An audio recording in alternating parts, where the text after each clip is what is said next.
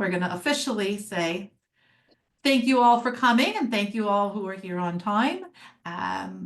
Please do reach out with questions and comments. We're excited to have a conversation today with Chef Dr.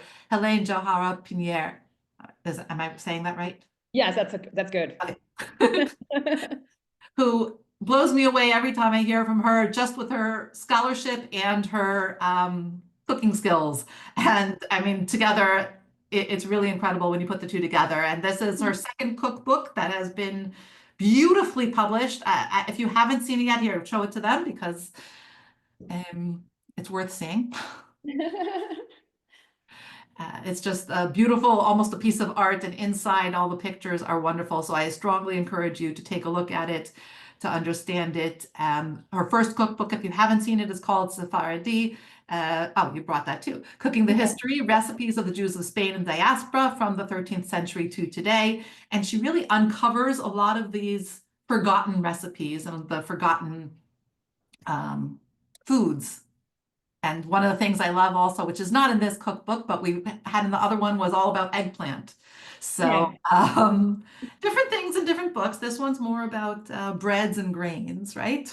Yes, it's more, this is the latest one. Yes, it's more about, yeah, you're right, different flours and breads and dishes made with, you know, this very special food. So. Okay, so there was a request to show the book we're talking about today, or the Sephardi book? What you mean? We were asked to show the two cookbooks again. Oh. Thank you. Okay. But I will send out also the names of it in the follow-up email, so not a problem at all. And we'll also put it into the recording description. Yes, and people can reach out to me. I can try to see with my publisher if I can get a special promo code for this session. So it could be interesting for them. So if they are interested, they can just text me, or just, if they have Instagram, they can just DM me, and I'm gonna try to get a promo code for them if they do not have it already.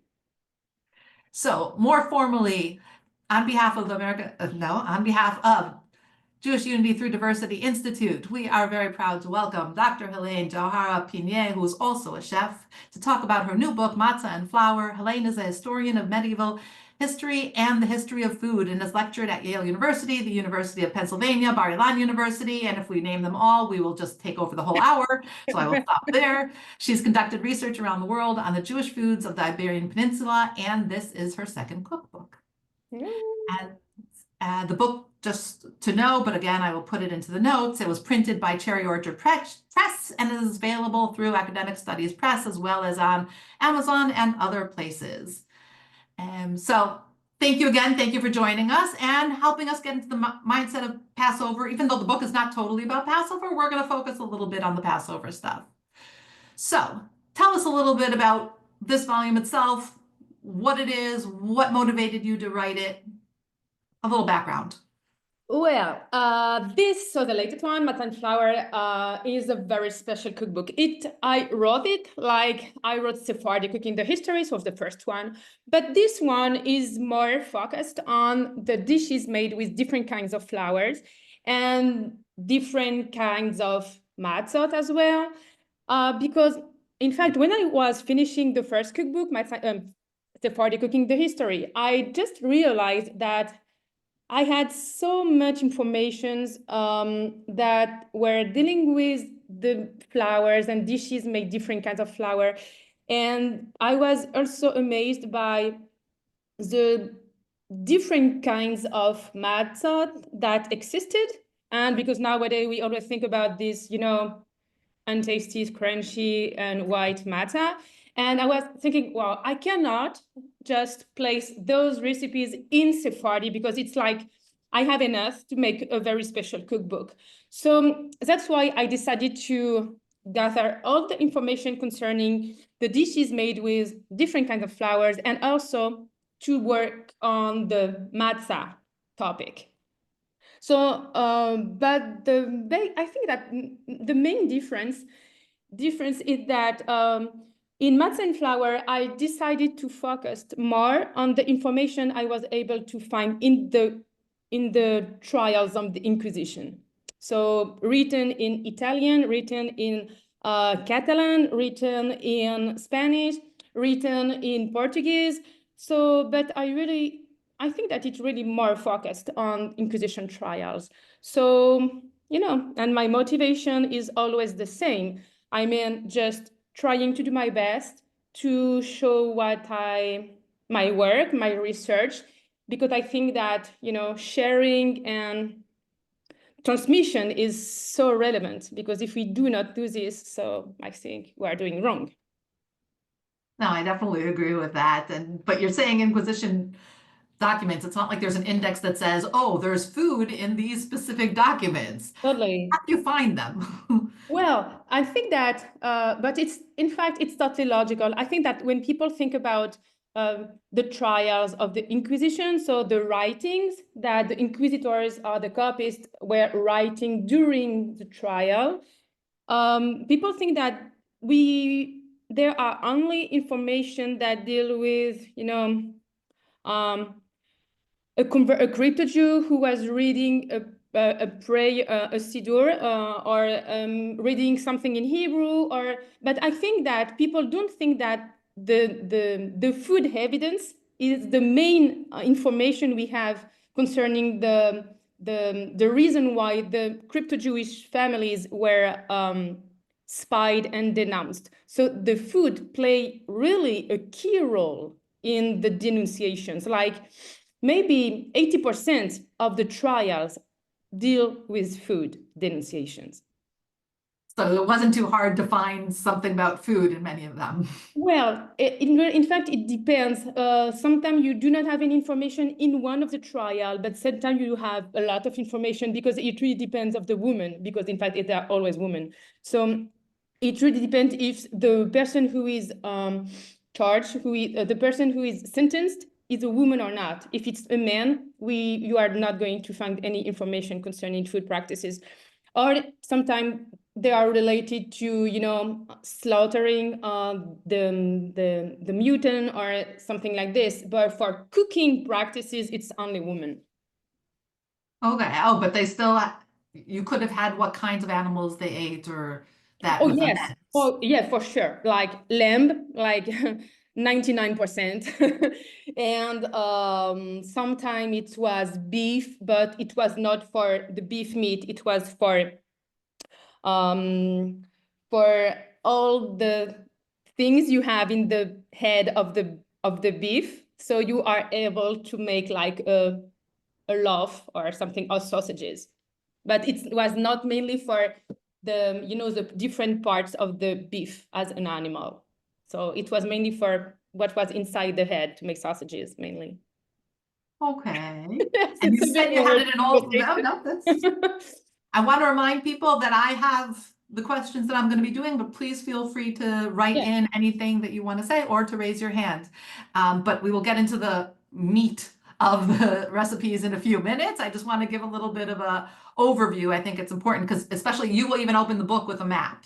So, and you were talking about all the different languages that you had to find it in. So can you give us a little bit of an overview of where these recipes came from? And Yes, I think that you're totally right in mentioning this, because when I was writing Sephardic Cooking the History, the first one, this is something I really wanted to do, like to do a map. So I can show you, this is the word Sephardic food map. I'm the only scholar that decided to make a Sephardic food map like this one.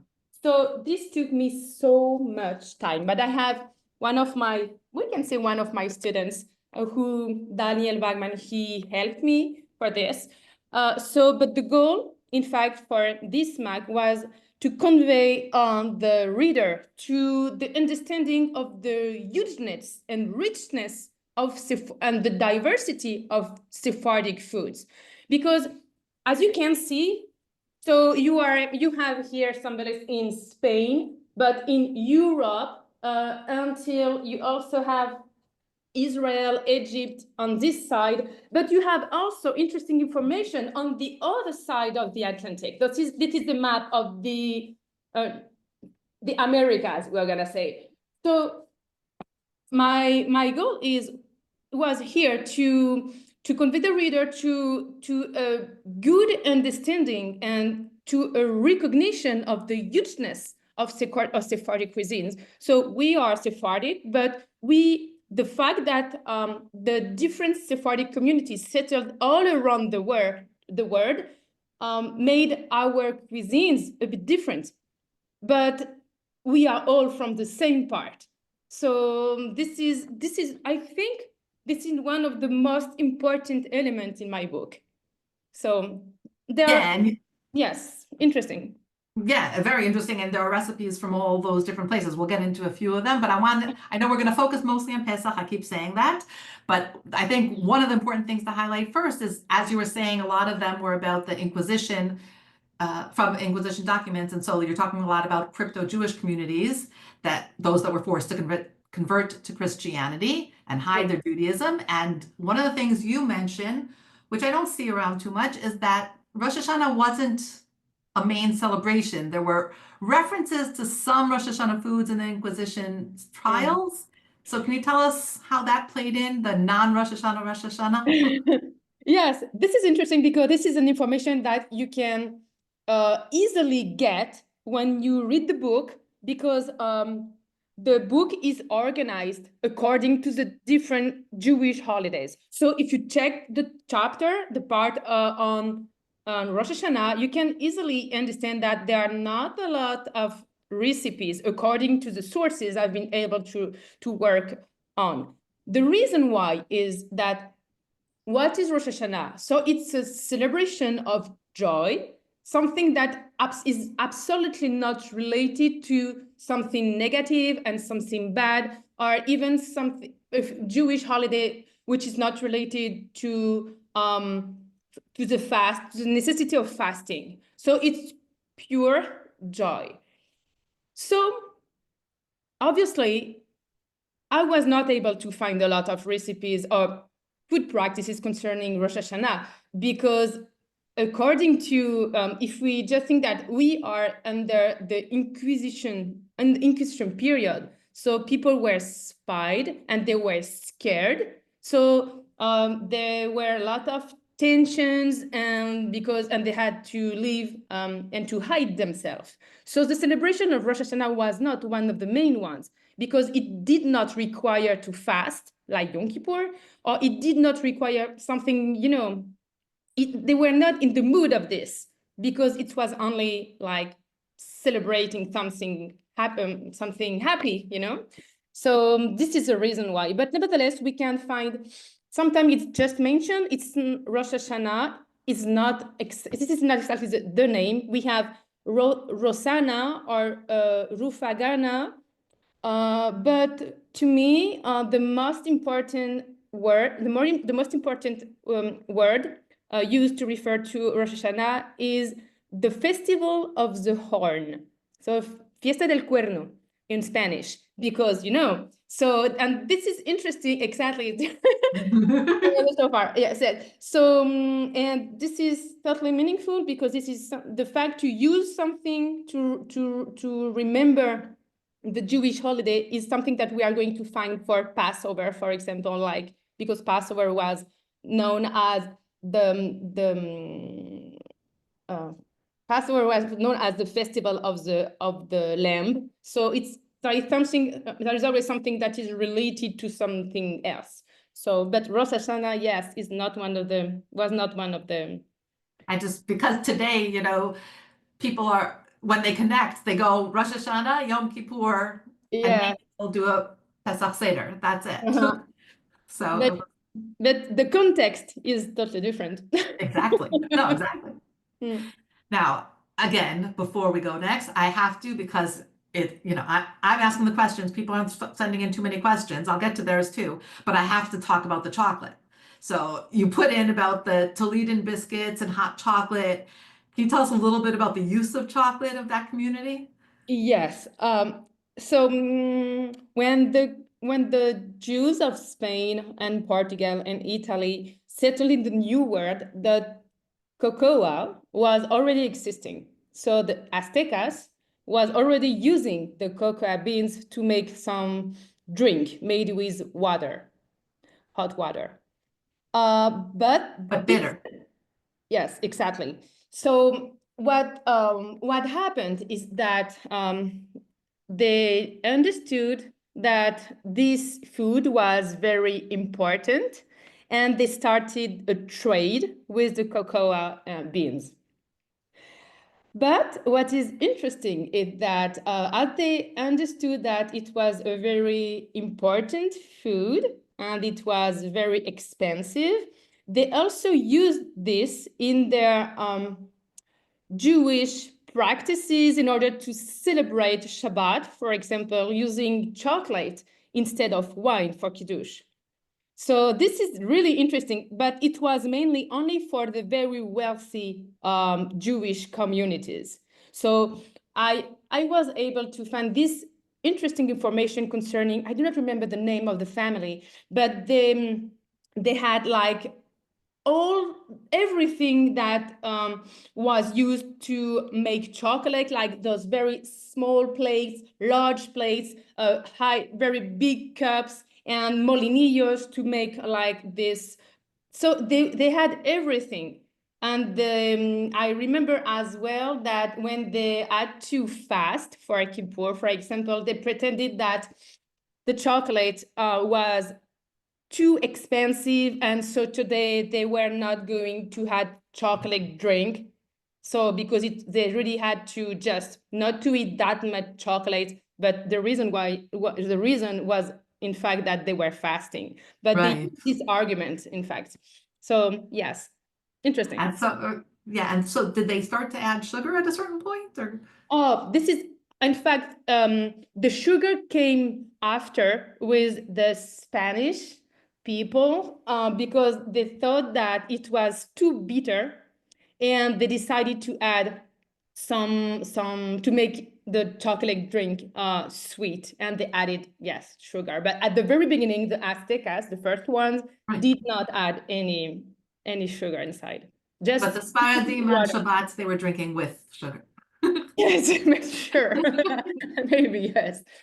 And So I wanted to note, Susanna went back to Rosh Hashanah for a minute, and she said, I find this surprising that they weren't focused on Rosh Hashanah because of all the Hiratzons that are there in the Sephardic diaspora. But we're talking about two different Sephardic diasporas, right? We're talking about the cryptos who didn't have the Hiratzon, and we're talking about the ones who kept the religion and who didn't convert.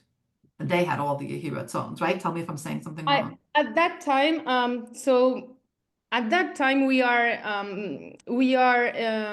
when the chocolate trade started, the chocolate arrived in Spain. We are in the first third of the 16th century. Okay. So there is a different kind of Jewish practices among the Sephardic communities, because the Inquisition started in 1478, and the food practices of the Sephardim, according to their different locations, started to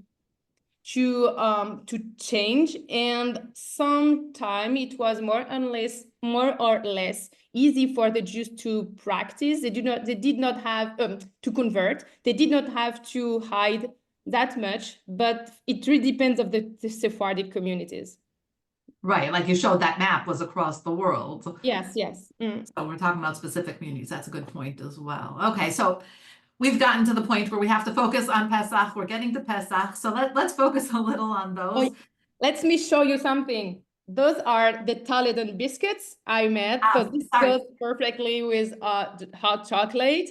So we say that they are from Toledo because I've been able to work on the triad that dates back to 1677, and it tells the story of Isabel Rodriguez. She was from Toledo, but nevertheless, I think that sometimes the Crypto-Jews were sentenced in one place where the court was, when the court of the Inquisition was. But this did not mean that all the people who were sentenced in that court were from that place.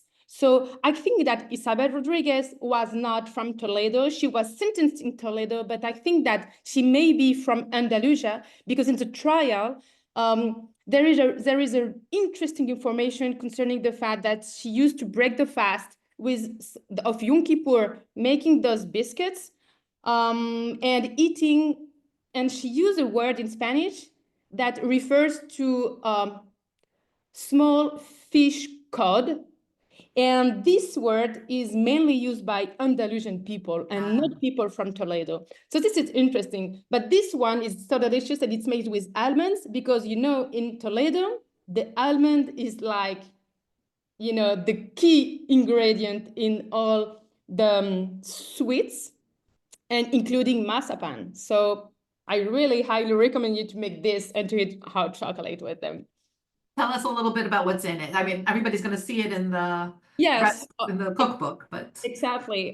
You have, I'm gonna show you the picture, the cookbook. So this is, in fact, the recipe. So you have chocolate and here. So in this recipe, you have flour, you have butter, but I made those one with margarine, so vegetable butter, and it works perfectly.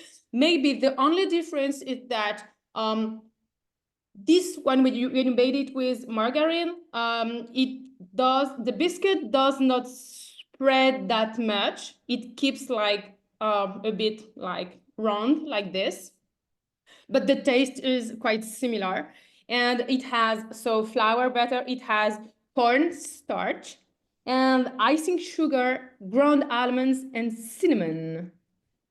yeah, I'm noticing that the almonds are not browned here, right? Oh yes, it really depends. It's just that I use, actually, I'm making some food for Passover, so I use a lot of almonds, and I just realized that so all my unpeeled almonds, I used all them. So you can use the peeled or the unpeeled one. It's actually Got it.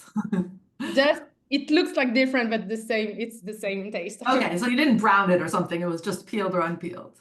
Would oil work? Actually, I'm not sure. This was the first time I was using margarine, but I realized that it was working. I think that if you use oil, you really want to use less amount of oil. For example, if it says like 10 tablespoons butter, I think that you want to use like 6 instead of 10, because the oil is totally make the things totally different. So do you have a favorite matzah recipe in the book for Passover? I have so much. It's too hard. I think maybe you Yeah, we'll talk about a few and then we can come back to that question. Yeah. That's what I was gonna. So before we get into that as well, we're gonna get into Passover. And the first one I want to talk about is I'm gonna say it wrong. Pascua do Pau Asmo. Oh, yes. Pascua do Pasmo. I'm I know, switch to Spanish now. Oh, yes, exactly. So sometimes, and even it's worse when I'm tired, like actually. And so I'm switching between English and Spanish and Portuguese, and so I'm a bit lost. I'm sorry. So Pascua do Pasmo is like a recipe from Brazil, and it was made. So pão asmo is the name used to refer to unlimited bread. Pão is bread, and asmo is asimo, which means without any leaven inside. So this is the recipe you have in the cookbook. I am very happy when I find interesting information that in Portuguese Inquisition Trials. So this is the recipe, and it's one of my favorites. So Elliot was There's your answer to Elliot. asking me, exactly. Elliot was asking me, so this is part of my answer. I like this one because it's soft matzah, and you can pair it with a lot of different dishes. And if you want it crunchy, you just have to fry them a bit. That's okay. It's really good, really good. So this recipe dates back to the 16th century. And it has been found in an Inquisition trial. And I really like it because for its relation with other Jewish holidays. So we know that they were making Pauasmo in Brazil, in Salvador de Bahia, but they used to make Pauasmo for Passover because it's Pauasmo, so unlimited bread. But the trial also mentioned that they were this bread was also used to celebrate other Passovers, so in plural. And the trial said that they consider Passover Shavuot because it's the Feast of the Tabernacles, and also the other one is the feast. I think it's what the name? I think it's Rosh Hashanah. Oh yes, it's Rosh Hashanah. So we know that the Portuguese Jews, from Brazil, the Jews from Brazil used to make Pauasmo, so for Passover, for Shavuot, but also for Rosh Hashanah, because it's mentioned for the Passover of the Horn. So, unlimited bread is not only for Passover. Yeah, I love the concept that they say Passovers. And so this is another time where, when you said before, they didn't focus on Rosh Hashanah, but there were communities that had unique. Exactly. I totally agree. And what's unique about this matzah versus one that a soft matzah that you might buy today? What? Well, I think, in fact, almost all the matzot that are the unlimited bread, because the word, I just wanted to remind the people that the word matzah is never mentioned in the Inquisition trials. It's always different kinds of Unleavened bread. Yes, pauasmo, or unlimited bread, or bread of the Jews, or bread of Passover, or you have pan. It's the word that in Spanish. So pan cues, pan cotazo, pan censenio, pan asimo, but never matzah. But I think that they were almost all soft matzah. Right. Those we can find some matzot that were maybe a bit crunchy, because it really depends of what kinds of ingredients were inside. So the tapioca matzot make the matzot very, very soft, but when there were some grains, special ones inside, so it makes the matzah a bit crunchy. Or if they added eggs, or if they added oil, so it really changed, in fact, the consistency of the matzah. And it would depend. I mean, depends for what you want it for as well. So Exactly. For you, we have recipes for Hanukkah, for example, where we can read that they had to add some oil in the dough because it was for Hanukkah. So obviously, so the texture and the consistency changed. Right. Okay, so now let's talk about chestnuts. As you have a recipe for chestnut, and I'm not going to say matzah, chestnut unleavened bread. Yes, I have better than this. I have, because this is my, so I have this. I keep, so you can read it. Pan sencillo, pan cotazo, pauaspo. What is this? Pan sin levadura, pan cues. So when I do like special matzah, I just make them and place them here. So here we have, I made them for this session. So they are the matzah made with chestnut flour. So as you can see, I just made them like 2 hours ago. So they are soft and they smell very good. They are round, so it's easy you can just use them for different things. You can also fry them, and you can just use. They're not fried. The ones you just showed us are not fried. No, just cooked in a cast iron skillet, like for just 30 seconds, 20 seconds, 10 seconds, and that's all. And chestnut is very good, so you can keep them here. So chestnuts, what is interesting with chestnuts is that it seemed that only the Portuguese Sephardic Jews used chestnuts in their cuisine, in their food for celebrating different holidays. But the most important is that I did not find any other Jewish communities than the Portuguese and the Brazilian ones that were using chestnuts in their food practices, among their food practices. So they were using chestnut as a substitute for matzah, and they were also using the chestnut flour to make the matzah. So sometimes they could not make matzah, so they placed cooked chestnuts in the dish, and sometimes they were cooking the chestnuts and they were drying them, and then they were using so they have to smash chestnuts and to have this like powder, like flour from the chestnuts. Sometimes they just have to smash them, and they were using the chunks of the cooked chestnuts. So this is what they were used to do. We have a recipe. Here. Felipa Cardosa. Exactly. Felipa Cardosa. So this is Felipa Cardosa. This is a chestnut.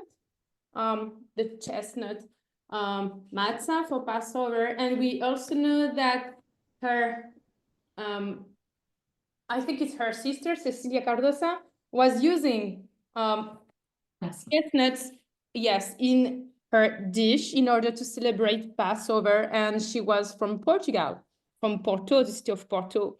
So, but I think, honestly, until so far, I did not find any other evidence of using chestnuts among the Spanish or Italian or Egyptian or Moroccan Jewish communities. So only the people who were speaking Portuguese.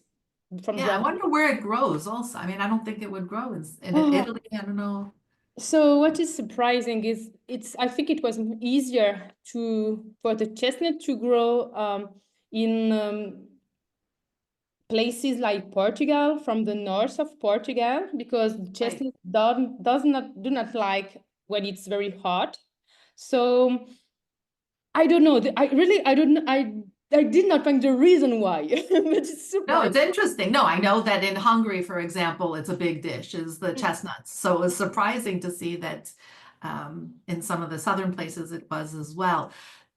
But what is interesting is that it seems that this food practice of using chestnuts just has its origin from Portugal, and then it moved with the people who settled in other places in Portugal when they had to fled Portugal because of the Inquisition as well. So we are going to talk maybe about this when we are going to talk about Jarosette.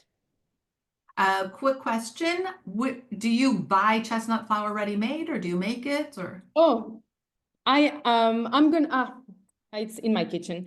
So to make those ones, to make those ones, I used only chestnut flour I bought.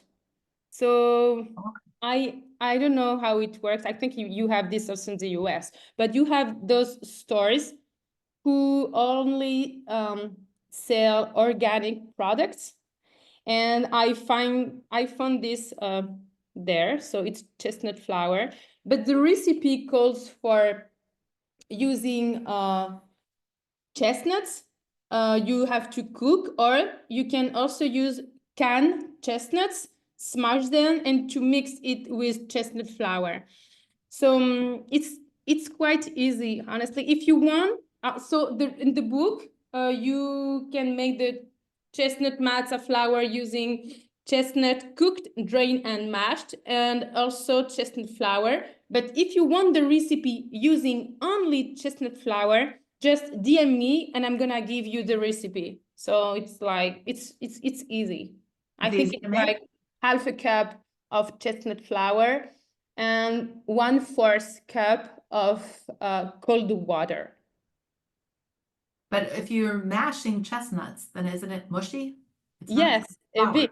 Yes, but when then you have to, I use tortilla press to make the and it make the things really easy. So it's a bit sticky at the beginning, but when you place it under two sheets of plastic, so like plastic wrap, and you can just flat them, and it's super easy. You just have to be very careful because they just break easily. But if you just placing in the very hot cast iron skillet and you do not touch, you do not move the chestnut matzah for 20 seconds, and then you flip them, and that's okay. And it's good. Sounds simple enough. Maybe I'll even try it. We'll see. I want to encourage everybody to please send in questions, comments in the chat. We are monitoring it, but I'm going to continue because I have an interview planned.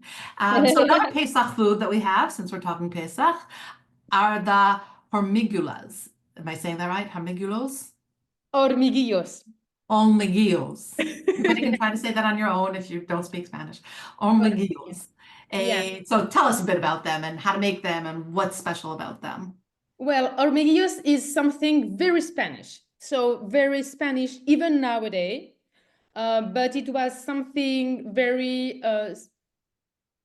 Spanish from the Sephardic communities from Spain. Right. Not from Portugal, not from Morocco, not from Algeria, not from from Spain. And nowadays this is still a dish that people are eating in Spain, hormiguillos. It's two things. So the first thing it refers to, it's like, like a puree made with breadcrumbs. So matzah breadcrumbs. Okay, matzah crumbs, yeah. Exactly. So you have to stir those breadcrumbs into milk and hot milk and honey as well. And you can add or almonds or hazelnuts to the dish. It's really good, and I can show you how it looks like. This is something when I'm not very hungry, I make this, and for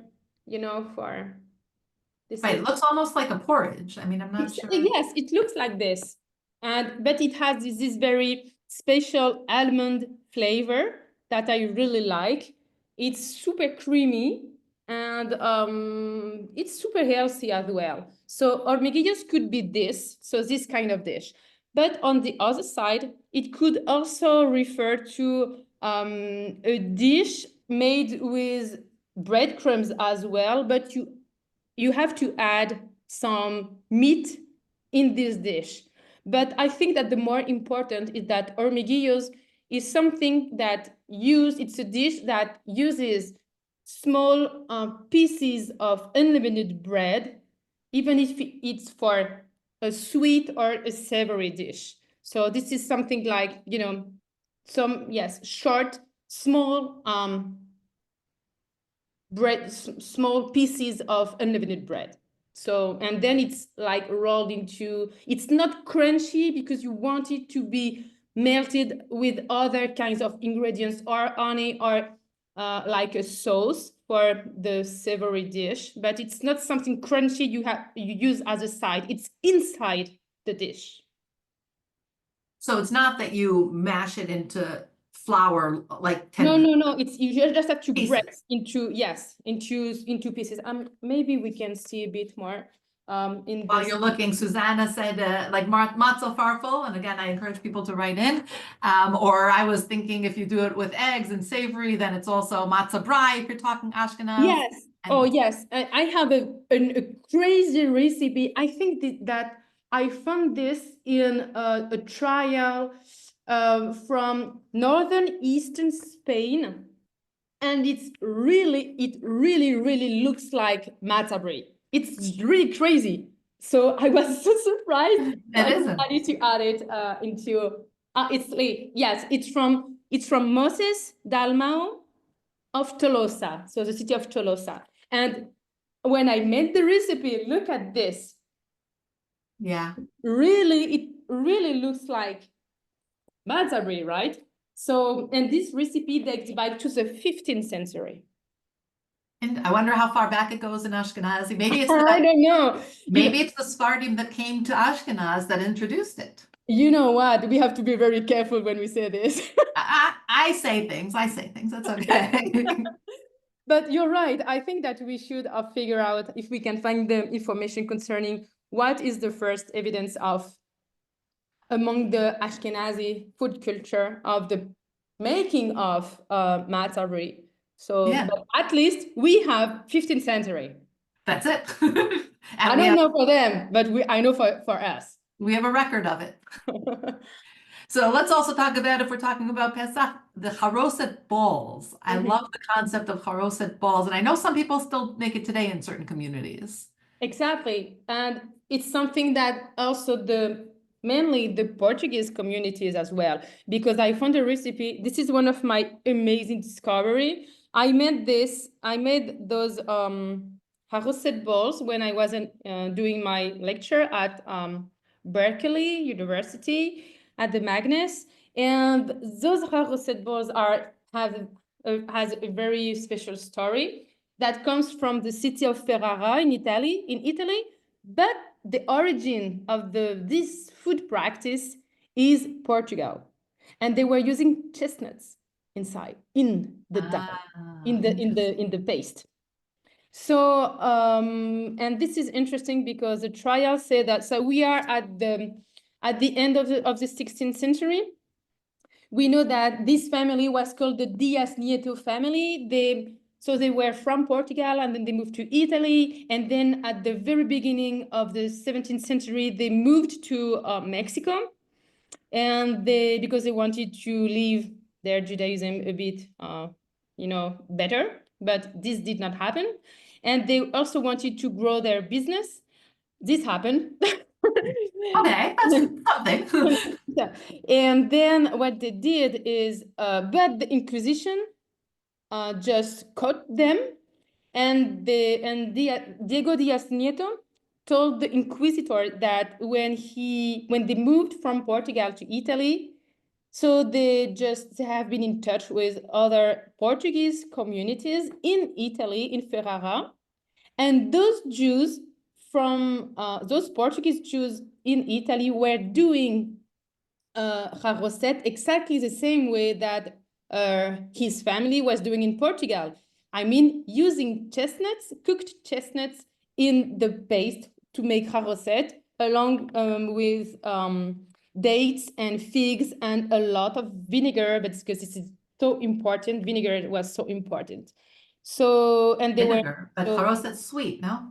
yes, but it has vinegar inside. So nowadays, people used to add some wine. Some of the Sephardic communities add wine in the charoset paste, but vinegar was mainly used at that time instead of wine. And if you read the writings of Maimonides, the Rambam, he also says that you really want to add vinegar. It's like one of the most important elements in the charoset. So I decided to recreate this, and using also one of the recommendations of Maimonides, I mean using very, very thin sticks of cinnamon, because the Rambam was saying that it was important to do this to remind, because you really want the charoset to look like Mortar. Mortar. Yes. Mortar for building. Yes, like mud with straw inside. So it was super important. And he also added hyssop inside. So you have the recipe and all the information in my book here. And this is the final result, because it was important to pair this charoset with almonds or pistachios. So you just have to, and the fact that those charoset balls were shaped into a bowl, like if it was a bowl, was so relevant, because the word used in Spanish was albóndigas. So that refers to meatballs, in fact. But the fact that this charosette has this meatball shape was, totally intriguing. And I think that everywhere I made this charosette recipe, people were just crazy. Oh, I'm gonna make this for Passover. It definitely looks interesting. Yes. And I'm thinking, I don't know if you can use it today for the sandwich at the Seder because you need the soft matzah for it, I would think. Well, I don't know, but I'm gonna make this year, of course, no doubt. Yeah, no, definitely. I think everyone should try it. It's definitely yes. worth a try. And it has a special, like a pinch of like a twist with the vinegar, and it makes the charosette even tastier because you really have all the flavors of the dates and figs. You really just feel them that very, very much thanks to the vinegar. Interesting, really. That's something very unique. I mean, that I guess it's not. That's the history of it, but yes. So I want to also mention that there are recipes here for Seder soup and for mufletas for mumuna that we talked about across the Sephardi world, and some wonderful recipes that you created based on history, and one of them that you created for our Eid al-Banat a few years ago, the little crown. Yes. And so that was exciting to see it there. This is a 4-hour session. Look at this. Was for Eid al-Banat, and it was super funny to do this. I did this with my daughter, and she was so happy. We made this together. Yeah, and that's amazing. And anytime you want to celebrate the women in your life, I would definitely recommend that. It's a fun thing. But also we need to remember that we're talking a lot about Seder, but there's also at the end of Pesach, there is the mimuna. Yes. The mufleta recipe is there as well. Yes, I think this recipe, so that we nowadays know this recipe with the name of mufleta, but this is the recipe, the oldest, one of the oldest recipe we have, and it has its origin from the 13th century. But it was not bearing the name mufleta, it was bearing the name murakaba. But it is exactly the same recipe, because what makes the mufleta very special, it's not the ingredients, because it's super easy. You have flour, you have, it's water, and it's super easy. But what makes the recipe very easily, how you can identify this mufleta recipe is thanks to the process of making the mufleta. So it's layers of dough. You have to pour one on the top of the other one and flip the two, and then another one, flip the three. So this is, this is totally unique. I never found, even nowadays, a recipe that require exactly this process. So when I was working on my source, when I was a PhD candidate, I was working on source that was dating back to the 13th century and has only officially 6 explicitly Jewish recipes. I discovered that there was a recipe called murakaba, which was in fact exactly the same recipe as mufleta, the mufleta of today. Yeah. And that's also from Morocco? So the Kitab al-Tabir, so the cookbook, is an anonymous cookbook written in the 13th century that has been written in the south of Spain, Andalusia.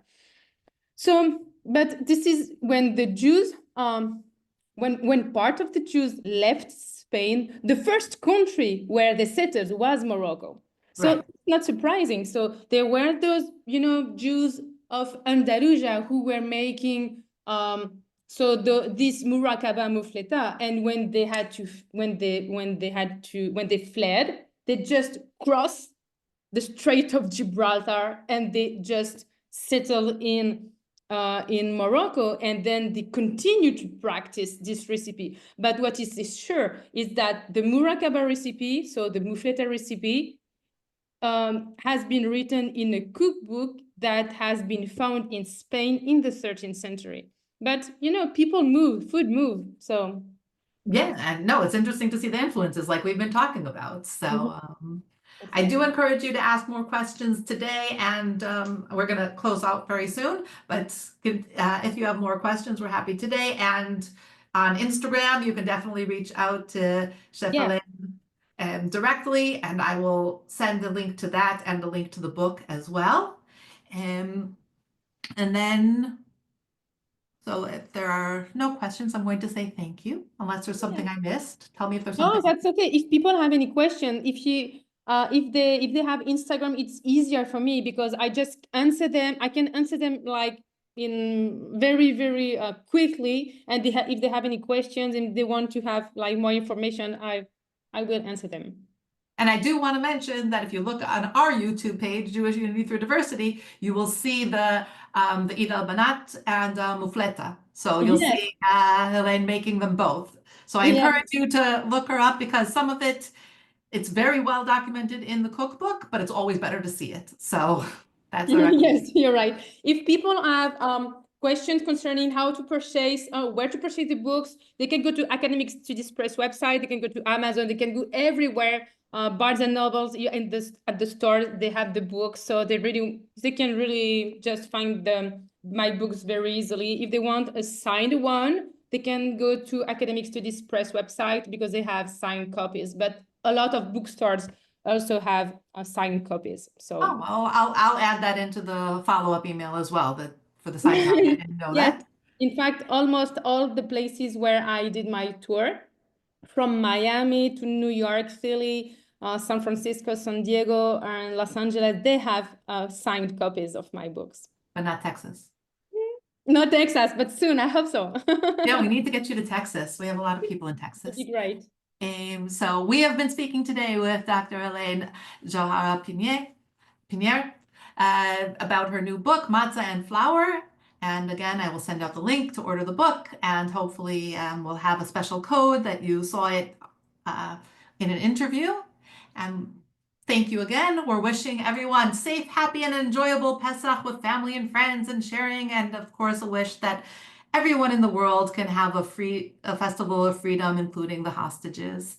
So we hope everybody is home and has a good in a good place for the festival. Thank you again.